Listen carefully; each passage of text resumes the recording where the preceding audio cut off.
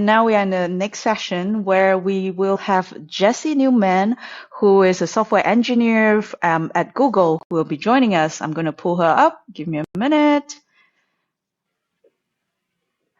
Hi, Jessie. Hi. How's everything? Doing good. How are you? I'm great. Which part of the world are you at? So I'm in New York right now. Oh, okay. Is it doing rainy, sunny? It's getting pretty cold. Oh, Yeah. the same here. I'm in Amsterdam. So I'm going to leave the stage to you and have a great one. Enjoy. Okay. Hi everyone. We are going to be talking about testing in Python. If you want to follow along on the slides or use them for reference later on, I have the link here and I just posted it in the chat. So we'll get started. So my name is Jessie. I'm a software engineer. I've been working for about 10 years. I spent 6 of those years at Google, 3 of those years at Hudson River Trading. And right now I'm serving a non-compete. And so I spent the last couple of years working in Python, and I am really passionate about writing good testing. So we are going to cover a variety of different topics. So first, we're going to talk about Pytest. I know that's a background for a lot of you. You've already used it, but I want to make sure we're all on the same page.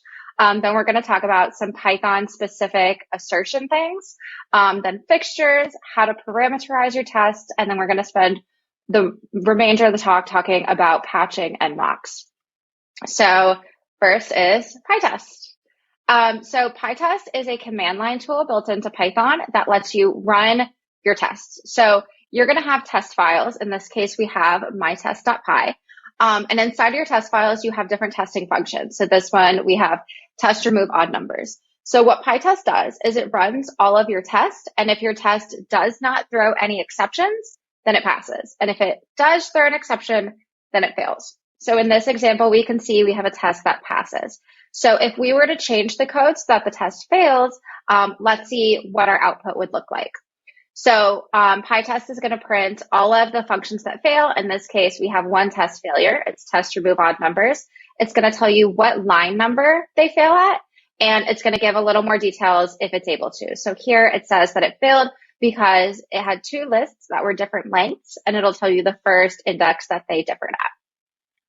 So there's a couple different ways to run Pytest. We will not go into all of them, but that's why I'm giving you the slides for reference for later.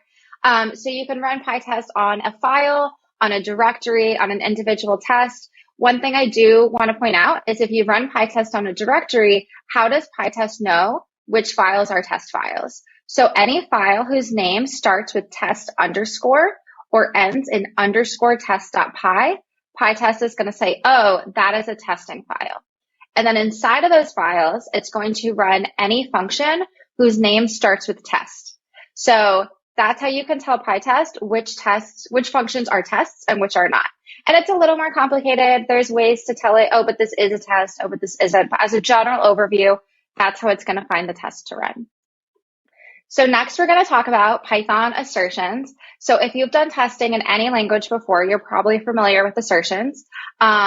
So we have what an assert does is it says if the code after the word assert is truthy, then pass. Do nothing. Your test is going to pass. If it is falsy, then throw an exception, and that's going to cause your test to fail. So some stuff you can do in Python. So if you put a comma after your assert, you can give it an error message that Pytest will print when that assertion fails. And that can be really useful for debugging months later when you don't remember why you wrote that assertion. Other things you can do, maybe the code you're wanting to run, you actually want it to throw an exception, but that will cause your test to fail. So for example, maybe you're passing in some invalid input to a function and you want to make sure that function handles the invalid input in the way you expect by throwing an exception. So we can use pytest.raises to say, if this code inside of the with raises a value error, then we'll pass. And if it either doesn't raise an exception or it raises a different type of exception, then it fails. And we can get even more detailed. We can say we also want to make sure that the message inside of our error is equal to a certain string. So we can pass in either a string or a regex expression into match to do that. And if we want to be even more detailed, we can capture that exception so that we can dig into it later on and do some extra exerts. asserts. So here, if we say like with Pytest raises as E, that's going to capture the exception, store it into the variable E, and now we can look into that exception later on in our test. Okay, next we're going to talk about fixtures. Come on, slides. Okay, so a fixture is a function where you can take the return value of that function and you can inject it into other functions in your test. So here we have the fixture calculator, and the function name is calculator, so that's what we're going to use to inject it. So you can see in these other tests in the class, for example, test plus has a parameter called calculator, and that means that the results from the function calculator, since it's a fixture, will just get injected right in. So this is really useful if, for example, you either have code that takes a long time to run that you want to use for a lot of different tests, or maybe it's just a lot of lines of code and you don't want to duplicate that throughout your whole test. So you're probably wondering, does this calculator function run 3 times or 1 time in this file? Does it run once per function, once per file? So that is up to you. You can specify the scope of your fixture. By default, the scope is function, and that means it will run once per test. Okay, next is parameterization. So we've probably all written tests where we basically had the same test copy and pasted like 5 different times because we wanted to use different inputs on our test. So the parametrize decorator is a really nice way to only have to write your test function once and just say, run it on all of this input. So here we have our function test plus, which takes in 3 parameters. First num, second num, and expected result. And so we're using the parametrize decorator. And so the first parameter to the parametrize decorator is a comma separated string. I know that's really weird, of all the parameters that you want to parametrize. And then the second parameter is a list of tuples where each tuple is what you want to replace this parameters with. So because our list is length 4, we're going to run test plus 4 times. So the first time we run test plus, first num is going to be 1, second num is going to be 2, and expected result is going to be 3. And then the second time we run it, first num is going to be 4, second num is going to be 6, and expected result is going to be 10. And so that's going to let us run this test as many times as we want with as much input as we want. A really fun way to use parametrize is you can do this to do every combination of 2 lists. So here, we have the parameterize decorator twice. So once for first num and once for second num. And so this function is going to get called 20 times because we have 5 options for first num and 4 options for second num. And it's going to do the Cartesian product, meaning it's going to do every combination of those lists. It's going to run this function. And so this is 20 different functions right here, which can be really useful if you don't want to duplicate your tests. Okay, patching and mock. So this is going to be the longest section in the talk. So for the remainder of our talk, we're going to be writing tests for this bit of code. So I want to make sure we fully understand this code before we keep going. So we are inside the module MyDB connector. Inside that module, we have the function getUsername. GetUsername takes in an account ID, and then it does a request.get to call the database. It passes in the account ID and gets a response. It does assert.ok on the response, so it asserts that response.ok is equal to true. And then it calls JSON on the response, which is going to give us a dictionary. It looks for the key username and returns the value corresponding with that username key. So what we're going to be doing with this function is we want to write some tests for it. But for the purpose of our tests, we do not actually want to do a database call. That is outside the scope of our test. We just want to assume that the database works. And so we're going to do that by replacing the database call with a mock. So that is what we're doing for the entire rest of the presentation. So let's get started on that. So first, what is a mock? So a mock is an object where any attribute on that object is also a mock. And any function you call on that mock object returns a mock. And so it's super versatile. It's great for replacing things. And so we're going to replace the function request.get with a mock. So the way we do that is we're going to use the patch decorator, which is located inside of unittest.mock, and we're going to give it the location of the function we want to replace. So This is, in my opinion, the hardest part about mocking is getting the location of the function, because we can't just replace request.get. We have to replace request.get inside the MyDB connector module. Remember, we're inside the MyDB connector module. So usually the string you want to use in your patch decorator is going to be the module name and then dot, and then the way that you call the function. So here we're calling the function as request.get. If we had, for example, done from requests or from requests import get, then we would call the function differently. But we're doing import requests and calling it as request.get. So we're going to do MyDB connector.request.get, and that's going to replace the function at that location. And so it's going to replace it with a mock, and then it's going to inject that mock into our test so that we can make some modifications to it, which we need to do because we're doing some asserts on that mock later on in our function. So the first thing we're doing inside our function is we're asserting that response.ok is true. So we need to make sure that our mock is going to pass that so that it can continue on through the function. So mock get.return value, that says the return value after calling the request.get function, we want to set the OK attribute on it, and we're going to set that to true. And then we're going to call the function JSON on it, which is going to return a dictionary. So the return value of our request.get function, then we're going to call JSON and modify its return value. And we're going to set that equal to a dictionary, which has the key username and the value name 1. And so this is going to cause our mock to behave exactly the way that we would expect a successful request.get call to behave. So now we can write tests for the rest of the code as if the database call succeeded.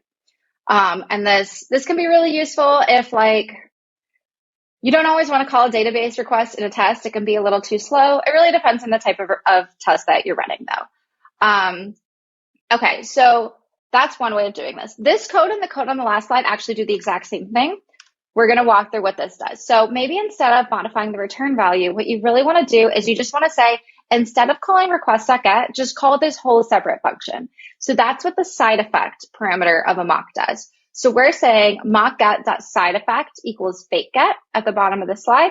And what that means is instead of calling request.get, call the function fakeGet, which we have defined inside of our test. And so inside of fakeGet, we're creating this mock. We're setting the attributes just like we did last time, just because we want this slide and the last slide to do the exact same thing. I just want to show you an alternate way of doing stuff. And so this is an alternative way. One useful reason to use side effect, there's kind of two main reasons. So one is maybe there's other things you need to happen when this function is called. For example, there's some side effects that you need to happen. Another reason is maybe you want to do some assertions inside of this function. This is just another way of creating a mock that I think is a little more intuitive.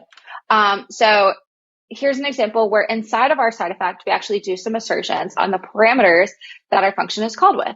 So we make sure that you called request.get with the URL we expected and with the parameters we expected. And if those assertions fail, then the whole test is going to fail. If the only reason you're doing a side effect is so that you can do assertion parameters, there's actually some easier ways to do that, but I think it's a nice example, it's very self-contained for the slide. But so if we do want to just check the assertion, just assert the parameters that a function is called with, mocks also have a built-in function called assert called with, where you can pass in the parameters your function was called with, and it will assert whether or not it was actually called with those parameters. You have to pass in the parameters the same way that the function passed in the parameters, though, meaning you have to pass in all your args as args and all your quargs as quargs. And that can be a little confusing. So I have an example on the next slide. So this is a lot. So let's take this example because I don't want to go back to the example we were using 20 slides ago. Let's say we have the function myFunctionHelper.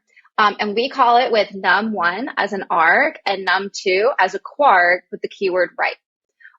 If we want to use assert called with, we have to pass in num1 as an arg and num2 as a quarg, or the assert called with will fail.